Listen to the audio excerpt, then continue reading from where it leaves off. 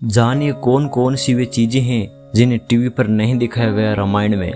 Number 1, भगवान श्री राम की बहन शांता।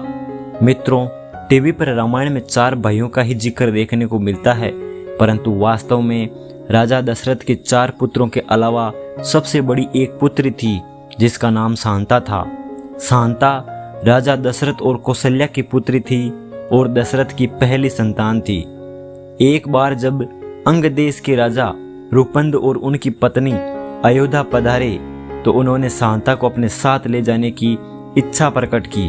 राजा रूपंद कौशल्या के बहनोई थे और उनकी कोई संतान नहीं थी, जिसके बाद दशरथ ने अपनी पुत्री शांता उन्हें संतान के रूप में दे दी।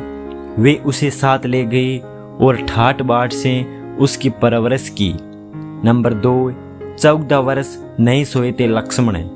जब वन में प्रथम दिवस भगवान श्री राम, लक्ष्मण और माँ सीता विचरण कर रहे थे, तब रात्रि होने के पश्चात श्री राम और सीता सो गए, लेकिन लक्ष्मण उनकी रक्षा हेतु जागते रहे। उस समय लक्ष्मण ने निद्रा देवी को आह्वान किया और उनसे विनती की कि वे उन्हें वनवास काल के दौरान नींद न आने लेने का वरदान दे। निद्रा देवी ने प्रकट होकर उन्हें यह वरदान देने का आश्वासन दिया, लेकिन उन्होंने कहा यदि आप नींद नहीं लेंगे तो आपके बदले किसी और को 14 वर्ष तक सोना होगा। तब लक्ष्मण ने कहा मेरे बदले मेरी पत्नी उर्मिला अगले 14 वर्षों तक निद्रा की अवस्था में रहेगी। अपने पति की आज्ञा का पालन करते हुए उर्मिला 14 वर्षों तक सुप्त अवस्था में ही रही। अपने भाई और भाभी की रक्षा के लिए लक्ष्मण की ऐसी नियत और त्याग अद्भुत था।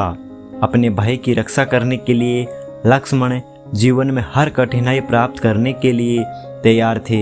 नींद पर विजय पाने के कारण लक्ष्मण को बुढ़ा केश भी कहा जाता है। नंबर 3, रावण की ध्वजा पर वीणा का चिन्ह। राक्षस रावण की ध्वजा पर वीणा का चिन्ह अंकित था, क्योंकि रावण बलवान होने के साथ एक उत्तम संगीतकार भी था। रावण उस समय का सबसे श्रेष्ठ वीणा वादक था। हालांकि रावण मुक्त रूप से वीणा नहीं बजाता था, लेकिन वह इस कला में निपुण था। अपने संगीत प्रेम के चलते ही रावण ने अपनी ध्वजा पर वीणा का चिन्ह अंकित करवाया था।